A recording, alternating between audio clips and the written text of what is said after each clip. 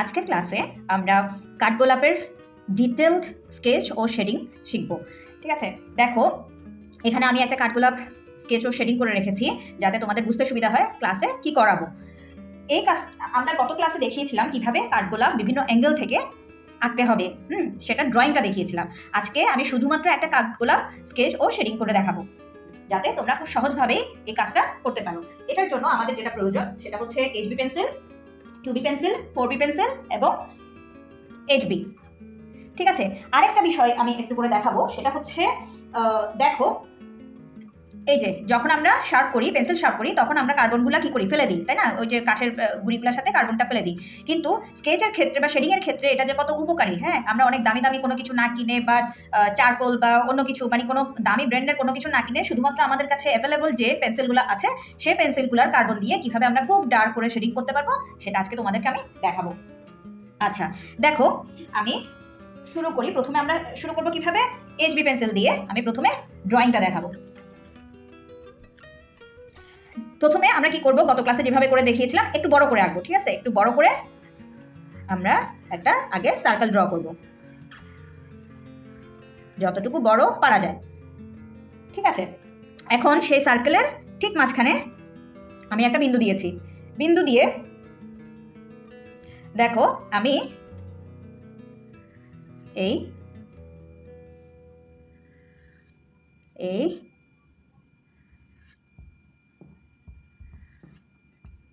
ঠিক আছে, এখানে কয়টা, চারটা, আমাদের লাগবে কয়টা, 5টা লাইন দিতে হবে, তাই তো? ঠিক আছে, এই যে দেখো এইভাবে আমরা 5টা লাইন দিব। যেহেতু ফুলটা একটু এক পাশে আছে, সো আমি এই সাইডের লাইনগুলোকে একটু সামান্য বাঁকা বাঁকা করে দিছি যাতে এক পাশের ব্যাপারটা যাতে পুরোপুরি বোঝা যায়, মানে ফুলটা যে একটু এক পাশে হয়ে আছে। ঠিক আছে, এরপরে আমি দেখো ড্রয়িংটা করে ফেলি আমরা।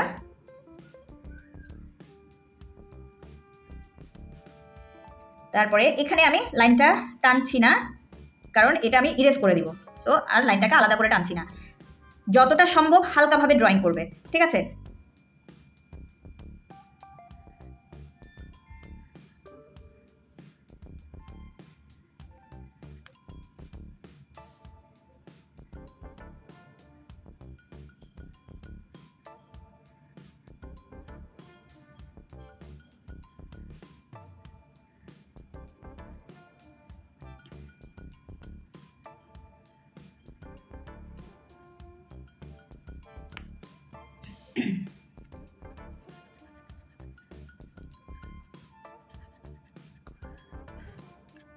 তাহলে আমাদের দেখো ফুলের ড্রয়িংটা হয়ে গেল। এখন আমি এখানে একটু ডাবল লাইনিং করতেছি। দেখো এই যে এভাবে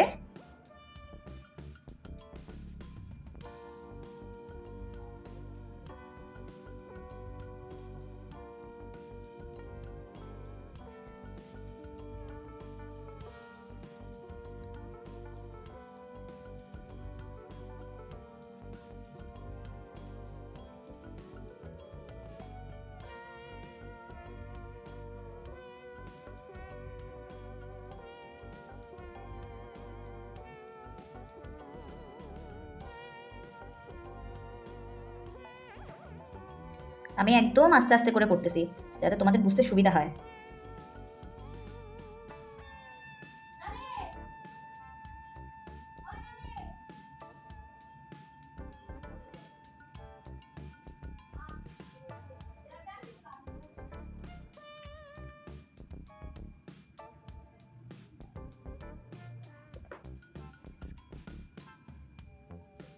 এখন আমরা এই যে সার্কেলটাকে কি করব, ইরেজ করে দিব।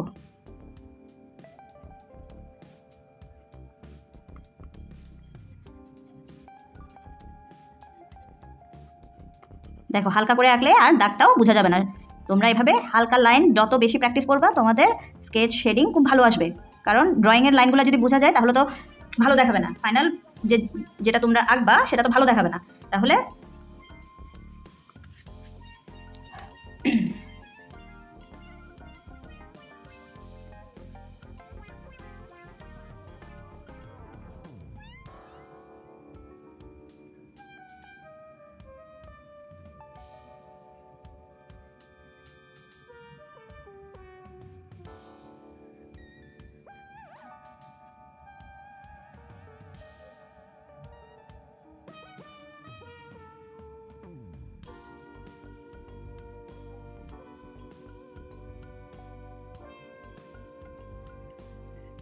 তাহলে আমি যেখানে যেখানে ডাবল লাইনিং করার সেখানে করে নিয়েছি। এখানে একটু হালকা করে আমি জাস্ট লাইনটাকে দিয়ে রাখছি, একদম হালকা, মানে দেখা যাচ্ছে কি যাচ্ছে না ওই রকম করে হালকা লাইন দিবা। ঠিক আছে, এখন আমরা দেখো শেডিংটা শুরু করব। প্রথমে আমরা একদম হালকা লাইন প্রথমে ডার্ক লাইন প্রথমে করবো না, সরি ডার্ক লাইন বলতে যাচ্ছি, একদম ডার্ক লাইন প্রথমে করবো না। এটা আমি সবসময় বলি যে প্রথমে আমরা যখন স্কেচ করব তখন হচ্ছে একদম হালকা লাইন দিয়ে স্কেচ করব। ঠিক আছে, তাহলে দেখো প্রথমে আমি এই যেভাবে আমি হালকা হালকা লাইন দিয়ে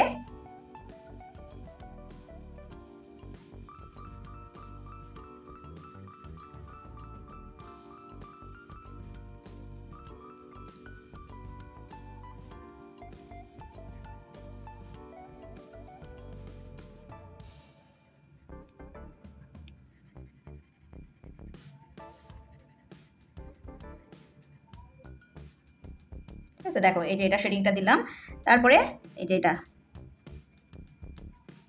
জাস্ট প্রথমে হালকা লাইন দিয়ে দিয়ে আমি জায়গাটাকে ভরাট করব।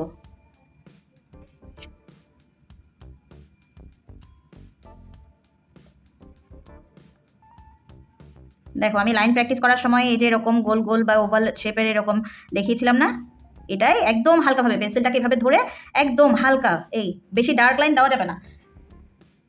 ফুল এমনিতে কোমল, ফুলের স্কেচটাও খুব সফটলি করতে হবে।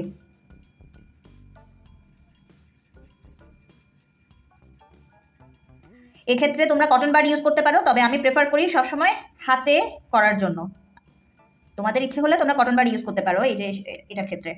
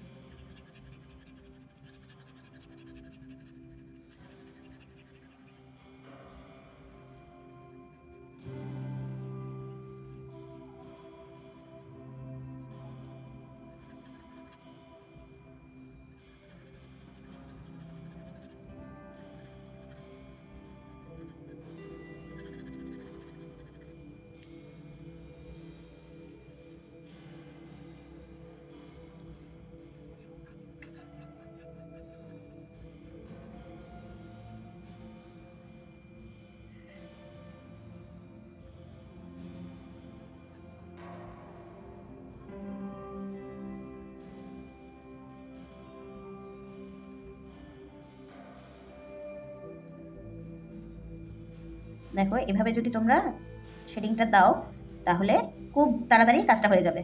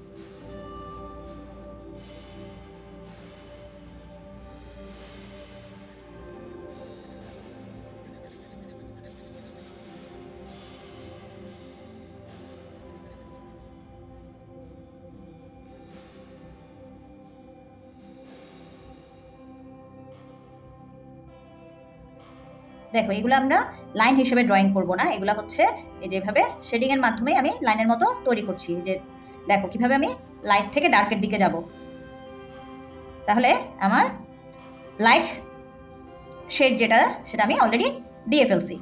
এখন হচ্ছে আমরা কি করব, এখন আমরা আরেকটু ডার্কের দিকে যাব। তবে আমি একটু সহজভাবে দেখিয়ে ফেলি, সেটা হচ্ছে দেখো আমি এই যে কার্বনগুলো রেখেছিলাম না, সেগুলো এখন এই হাতে নিলাম। হাতে নিয়ে এই যে দেখো আমি আগে যেখানে যেখানে ডার্ক করার ওখানে একটু একটু এই যে কার্বনটা দিয়ে রাখছি।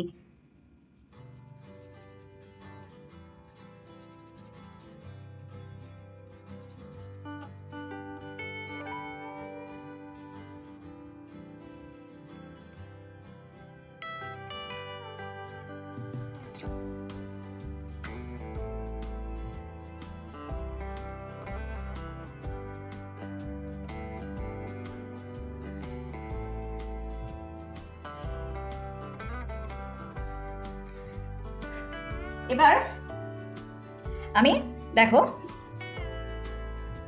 8B পেন্সিলটা নিলাম। 8B পেন্সিলটা নিয়ে এই যেখানে যেখানে একদম ডার্ক করার ওই জায়গাগুলোকে আগে একটু আইডেন্টিফাই করি।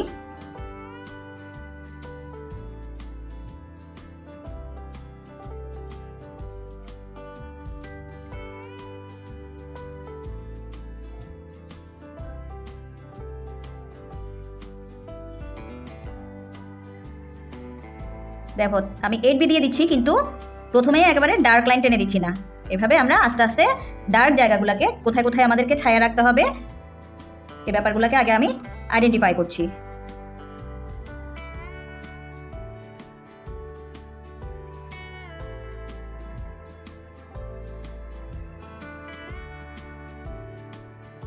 তারপর আস্তে আস্তে আমি ডার্কনেসটা বাড়াচ্ছি এখন।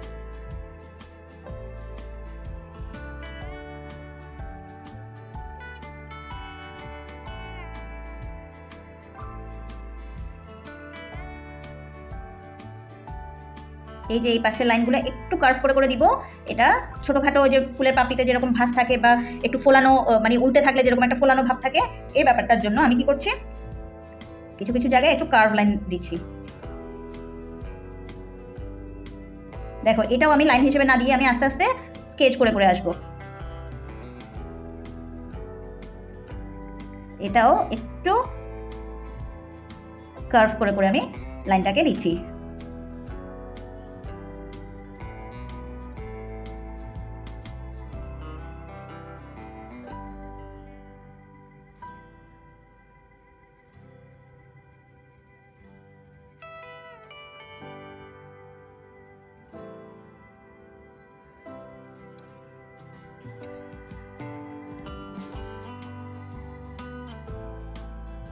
আমি প্রথমে আগে এই পাপড়িটা থেকে শুরু করছি, যেহেতু আমি ভিডিও করছি হাতে ছায়ার জন্য, যাতে তোমাদের বুঝতে অসুবিধা না হয় সেজন্য এই পাশ থেকে শুরু করেছি। কিন্তু তোমরা যখন নিজেরা করবে তখন হচ্ছে উপর থেকে নিচের দিকে শুরু করবে, তাহলে এই যে হাতে যে কার্বন লেগে যায় সেটা লাগবে না। আর আরেকটা ব্যাপার করতে পারো, সেটা হচ্ছে এই যে এভাবে একটা পেজ নিয়ে এভাবে রেখে তারপর তোমরা শেডিংটা করতে পারো।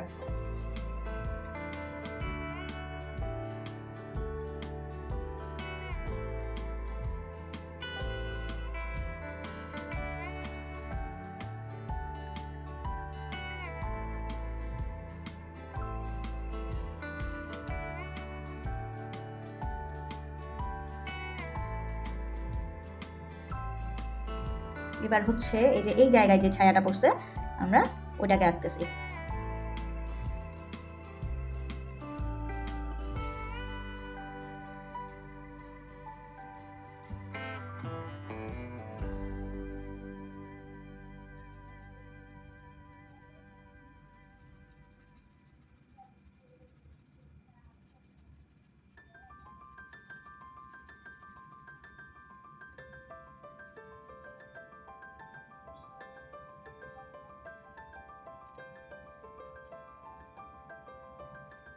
এই জায়গাটা আমরা ফাঁকা রেখে দিচ্ছি। এটা বেসিক্যালি ইরেজার দিয়েও করা যায়, ইলেকট্রিক ইরেজার যদি থেকে থাকে তাহলে পুরোটা স্কেচ করে এভাবে ইরেজার দিয়ে ইরেজ করে দেওয়া যায়। অথবা আমি যেভাবে করছি, আমি তোমাদেরকে খুব বেশি দামি কোনো কিছু বা কোনো বেশি কোনো আমাদের হাতের কাছে যা কিছু আছে সেটা দিয়ে কিভাবে স্কেচ করতে হবে একদম রিয়েলিস্টিকভাবে সেটাই আমি দেখাচ্ছি। সো আমি এভাবে এই জায়গাটা দেখো খালি রাখছি, কিন্তু এমনভাবে খালি রাখতেছি যাতে এটা আলাদা মনে না হয়। দেখো আমি আস্তে আস্তে লাইনগুলোকে ডার্ক করতেছি। ঠাস করে যদি তুমি একবারে অনেক ডার্ক করে ফেলো তাহলে এটাকে রিয়েলিস্টিক মনে হবে না।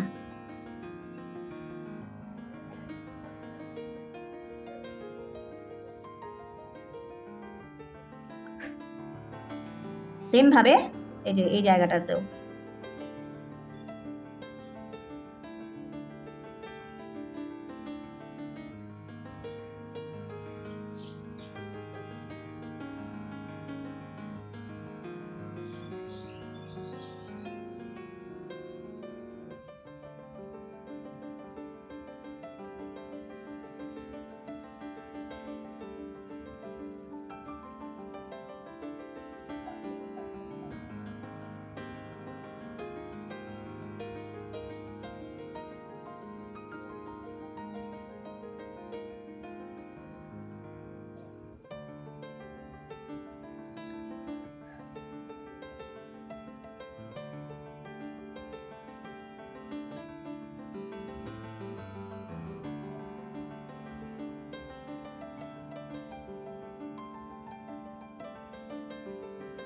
এটা অনেক লাইট হবে, সো আমি এখানে খুব বেশি লম্বা লাইন দিচ্ছি না।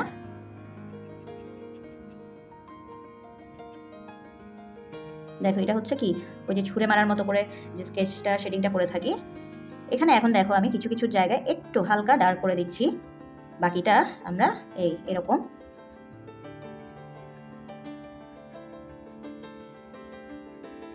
এই পাশে একটু ডার্ক বেশি হবে, তাও আস্তে আস্তে ডার্কটা করছি।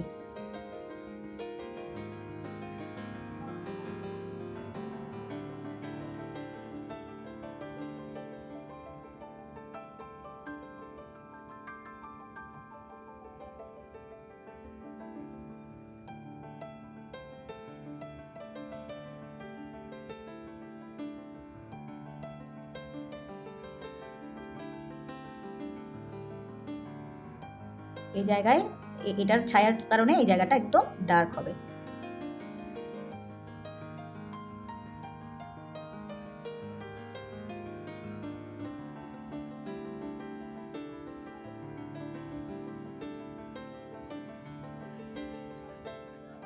এখন আমরা দেখে দেখে আলো ছায়া এবং ওই যে পাপড়ির বোটে থাকার যে ব্যাপারটা সেটা আনার জন্য কিছু কিছু জায়গায় একটু ডার্ক, কিছু কিছু জায়গায় একটু লাইট।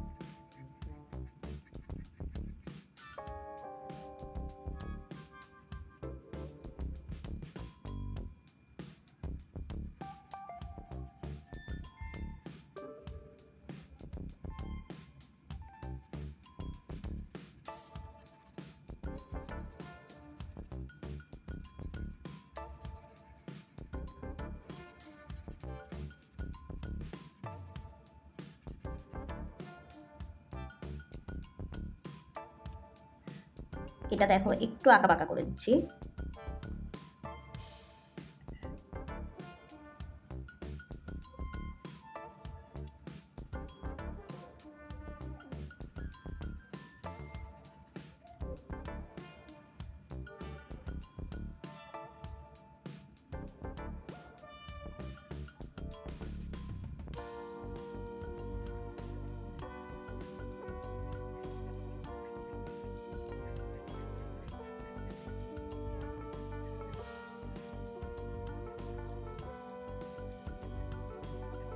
দেখো লাইনটাকে এই যে এই পাশে ভরটা দিয়ে এদিকে নিয়ে যাচ্ছি এভাবে, যাতে এখানে যে একটা ডেপথ আছে এই ব্যাপারটা যাতে বোঝা যায়।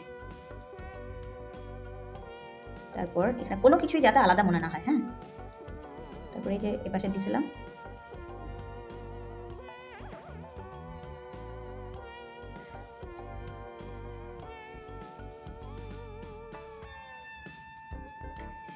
এখন দেখো আমি এই যে এটা তো করে ফেলছি অলরেডি, এটাতে এই যে এভাবে আমি কিছু কিছু জায়গা ইরেজ করে এটাকে আরেকটু ব্রাইট করে নিব। এই দেখো, ঠিক আছে, এভাবে দিয়ে আবার আমরা জায়গাটাকে একটু মিলাই দিব। ঠিক আছে, এখন আমরা সেম কাজটা এখানেও করব।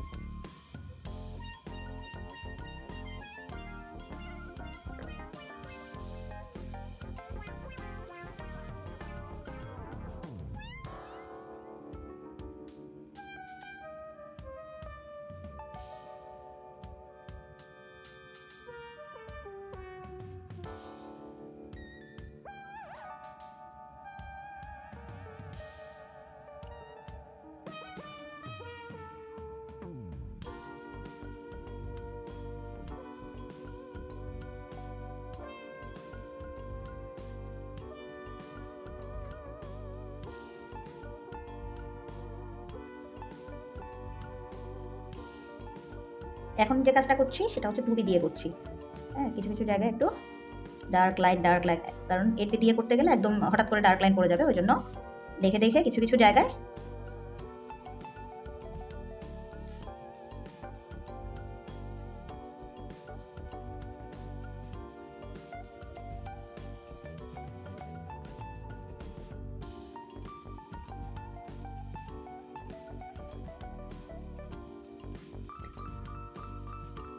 দুটোর কাজ শেষ।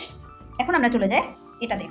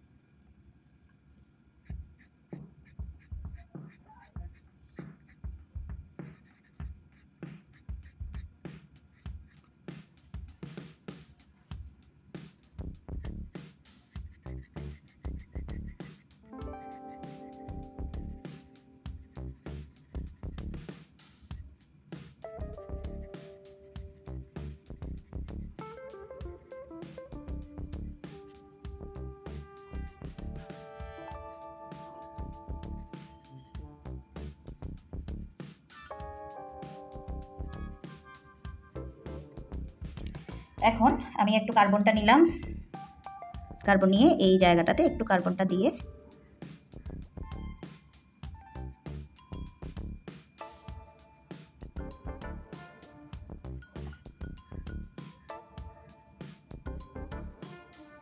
ঠিক আছে। এখন আমরা পরেরটাতে চলে যাই। এটার এই জায়গায় কিছু হবে না, জাস্ট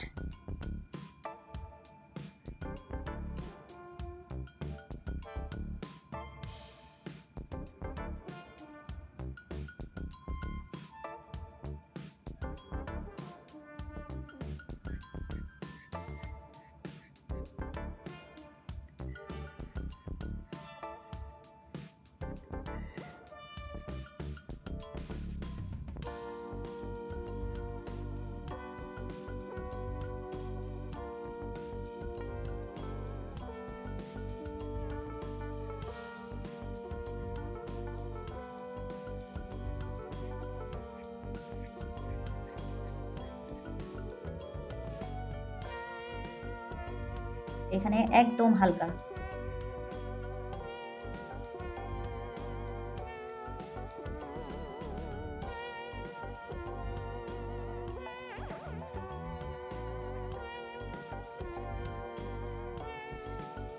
আচ্ছা, এটা আমরা এখন একটু 2B দিয়ে এই কাজটা করি।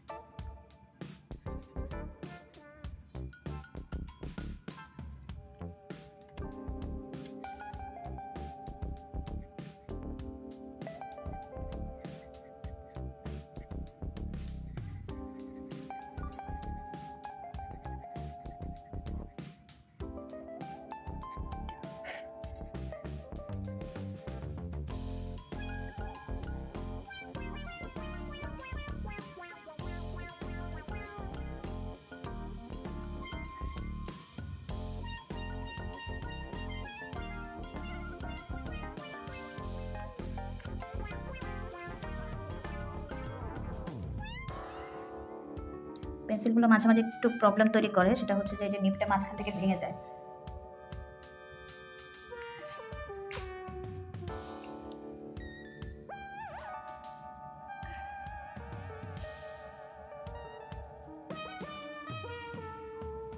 এখন করছি 2B দিয়ে।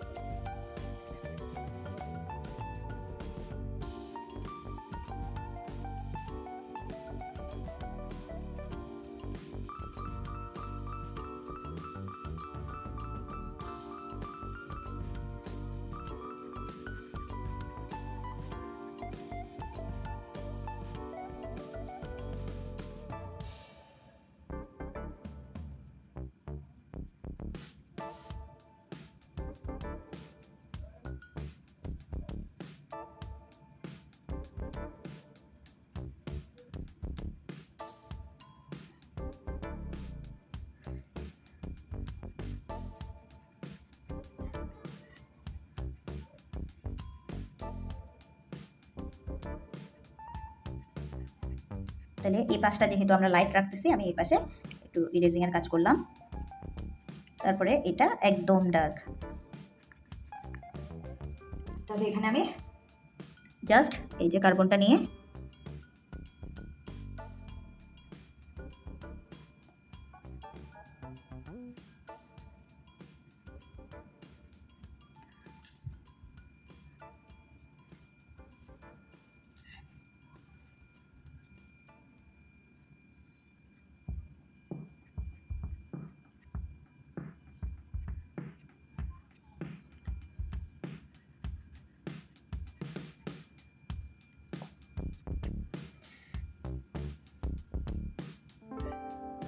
তারপর এই যে এই জায়গায় কার্বনটা দিয়ে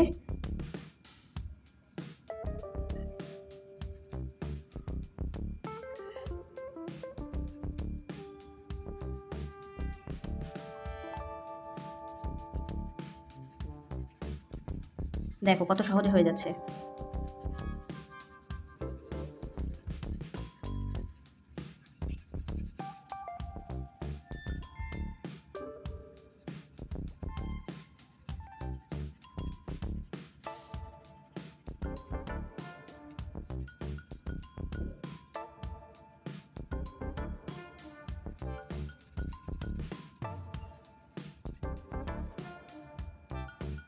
ঠিক আছে, আজকে তাহলে এই পর্যন্তই। দেখলে খুব সহজে কিভাবে আমরা কাঠগোলাপ স্কেচ করতে পারি। ঠিক আছে, খুব সহজভাবে আমরা চাইলে এই কাজটা করতে পারি। এখানে এই পোর্শনটাতে খুব বেশি ডার্ক করার দরকার নাই, কিন্তু এটা ভিডিওর কারণে হয়তো মানে লাইটিংয়ের কারণে এই জায়গাটাকে একটু লাইট মনে হচ্ছে, কিন্তু এটা অনেকটা ডার্ক হয়ে গেছে এখানে।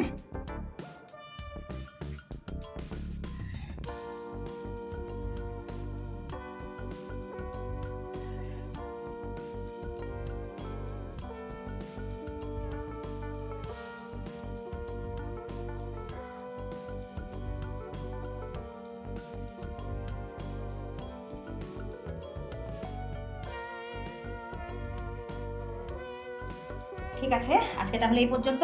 ভালো থেকো এবং এটা প্র্যাকটিস করো।